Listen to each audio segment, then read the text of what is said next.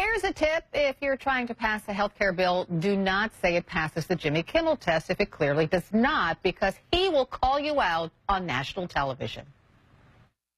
I don't know what happened to Bill Cassidy, but when he was on this publicity tour, he listed his demands for a health care bill very clearly. These were his words. He said he wants coverage for all, no discrimination based on pre-existing conditions, lower premiums for middle-class families, and no lifetime caps. And guess what? The new bill does none of those things. And this guy, Bill Cassidy, just lied right to my face. Do you believe that every American, regardless of income, should be able to get regular checkups, maternity care, etc., all of those things that people who have health care get and need? Yep. So yep is Washington for nope, I guess.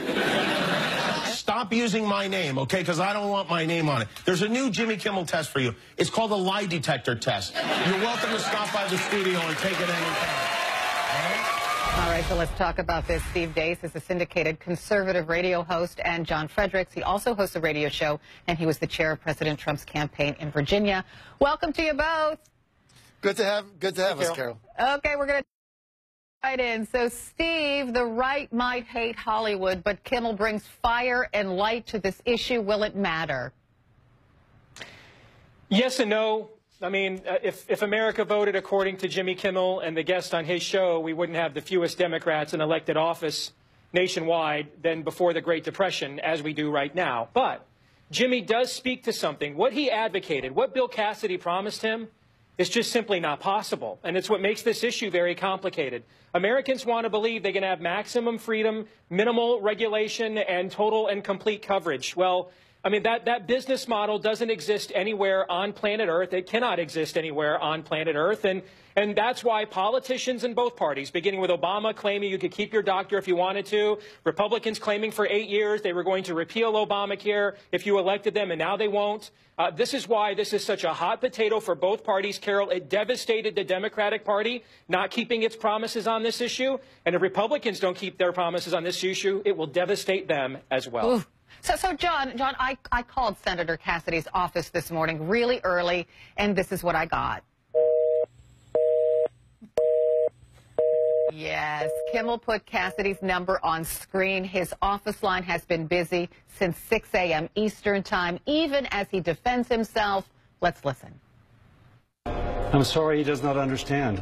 Under Graham-Cassidy, Hillary Johnson, more people will have coverage, and we protect those with pre-existing conditions. States like Maine, Virginia, Florida, Missouri, there'll be billions more dollars to provide health insurance coverage for those in those states who have been passed by Obamacare, and we protect those with pre-existing conditions.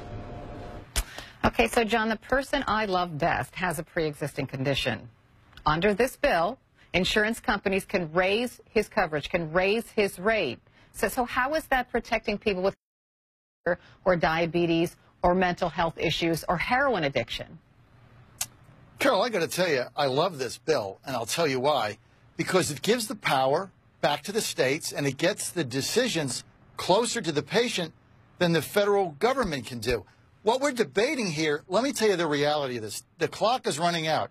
We either get Graham-Cassidy and the states and individual governors and general assemblies can decide what to do for their citizens, or we're going to get Sanders socialized medicine single payer.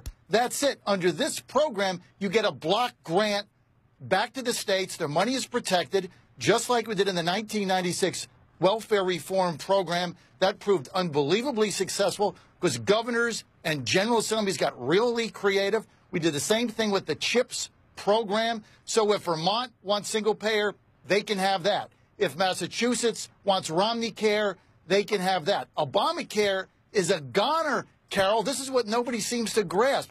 Okay, so I hear you, John, but I want to go back to this. I want to go back to my initial premise, people with pre-existing conditions, because what this bill essentially does is it throws the power back to the insurance companies who can set the rate higher for people with pre-existing conditions. Is that what you want? No, it throws it back to the states, and then the citizens of those states who elect governors and General Assembly members, state senators, they can decide what to do. They can regulate their own states. This is the beauty of this program. So it's a crapshoot now. So it's a crapshoot now. No, it's not a crapshoot when you're electing government officials closer to home in little districts to decide your fate instead of this massive federal government. Look, you just showed the clip of Senator Cassidy. You couldn't even get his office. These people are too far removed. Let's get it back to the states, back to the governors, back to the state senators, to the House districts. Steve, okay, Steve, let's say that John is absolutely right with everything he said. Thank you. Why not wait for the CBO score to come out, the Congressional Budget Office, which is nonpartisan, who can say if this new health care system is put into place, whether premiums will rise and whether millions of people will continue to have insurance? Why not wait for that? Well, a few things on that, Carol. It's a good question. First of all, CBO has been wrong about things before, including their original Obamacare estimates, but they're usually at least they've got the arrow pointed in the right direction, even if their numbers aren't anywhere close. And the two CBO scores they've done already, pardon me, have been utterly dreadful, and they killed their last several attempts to pass several non-repeal repeals.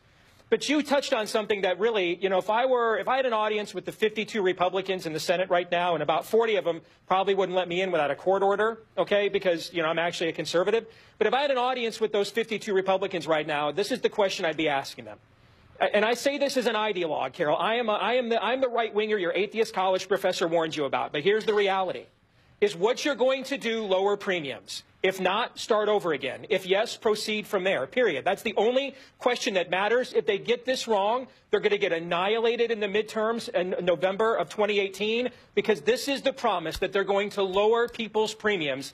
That's the issue number one. Will you lower premiums? That's it. That's issue 1, 2, and 3. It's like location in real estate.